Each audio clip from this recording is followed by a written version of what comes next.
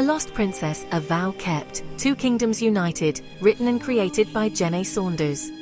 The scent of white plum blossoms hung heavy over the stone walkways of the Joseon Palace. For me, Crown Prince Hanul, 14, and burdened with the weight of a kingdom, the courtyard was usually a place of strict lessons and formal strides. But my eyes kept wandering to the northern pavilion.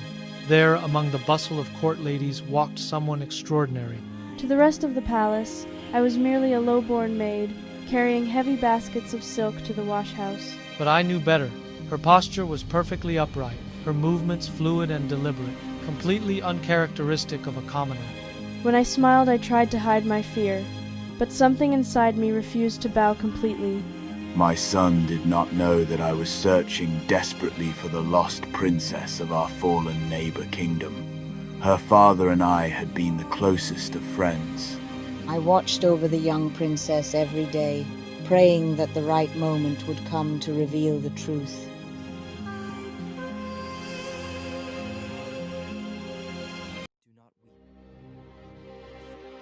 One afternoon, I slipped away from my guards and intercepted her near the royal gardens. "You do not carry yourself like a maid," I said softly.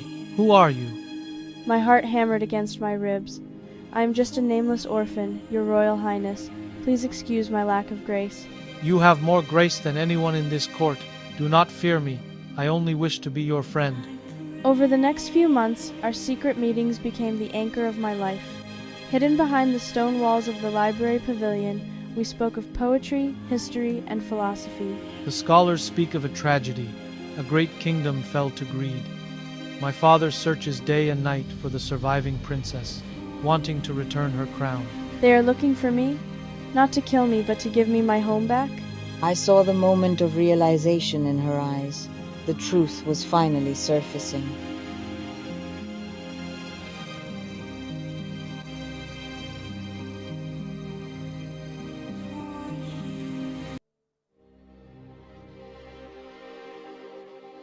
A sudden gust of wind blew her collar slightly to the side. My eyes caught a peculiar mark on her neck, small puncture scars. "Me son, the needle marks. You are the lost princess." Tears welled in my eyes. I took a step back, terrified that my sanctuary was broken. "Do not weep. You are safe. My father was your father's dearest friend. They promised us to each other before we were even born.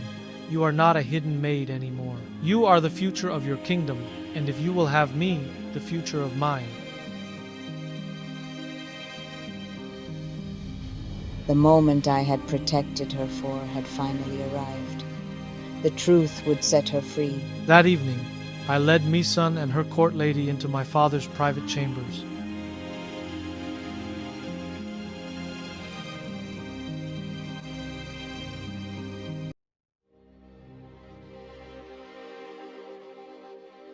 When I saw the mark on her neck and heard the testimony, tears streamed down my face. Your Majesty, the bloodline of your brother king is not extinct. Princess Mi soon lives. She has served in your very own court, hiding from the shadows of the past. Bring her closer. If this is true, the vow I made to her father will finally be honored. I stepped forward, no longer wearing my soiled apron. For the first time in years, I stood as who I truly was.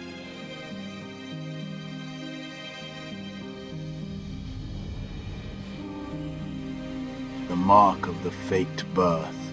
It is truly you, my dear friend's daughter. Hanul, the heavens have guided you. The marriage pact sealed in our father's youth was alive. Our destiny was written long before we met.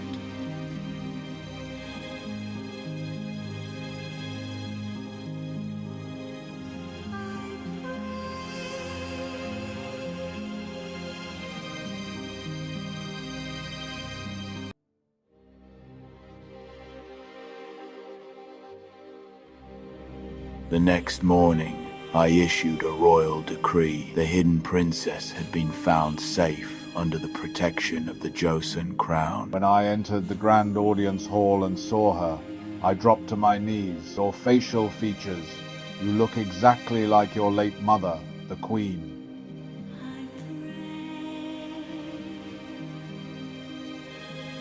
I stepped forward and tilted my head, allowing the morning sun to illuminate the marks on my neck.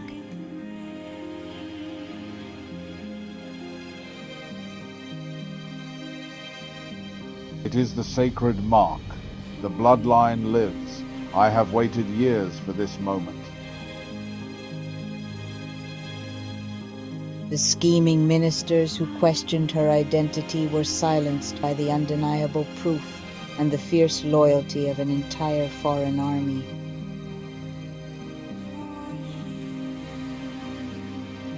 No one would ever doubt her again.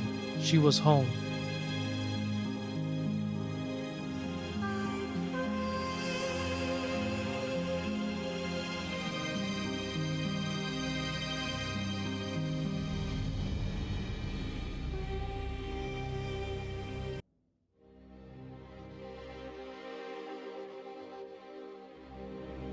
When I reached my 18th year and me son turned 16, the season of white plum blossoms returned to the palace. I looked breathtaking in my royal bridal hualet, embroidered with deep red peonies. But I did not look down at the dirt. I looked straight into the eyes of the boy who had seen the queen in me.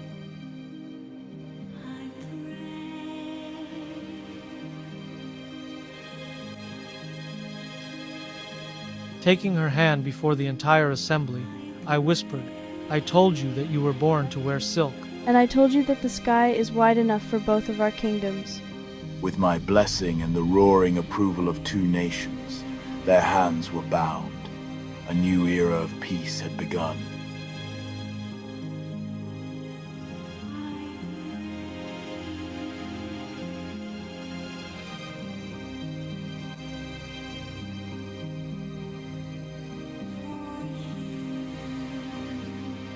Our first royal decree was the establishment of the Royal Academy of Mutual Prosperity, funded by the reclaimed wealth of the fallen traders.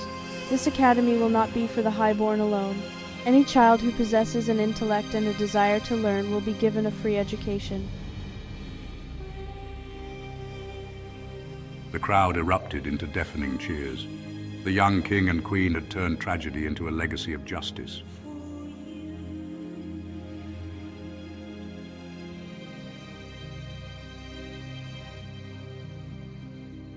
Years later, as their children played in the palace gardens, I watched with tears of joy. The promise had been kept. The scholars will write that a kingdom is not built on walls or crowns, but on a promise kept, and a love that refused to be broken. They will write about us, about the maid who was always a queen, and the prince who saw her truth.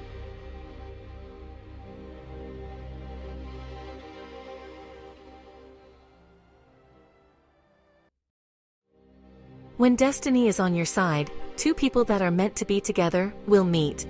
I do hope you enjoyed my original K-drama love story. I do hope you enjoyed my video. Please don't forget to like, share, and subscribe. If you'd like to go an extra step in supporting the channel and get some exclusive perks, click the join button to check out the membership options.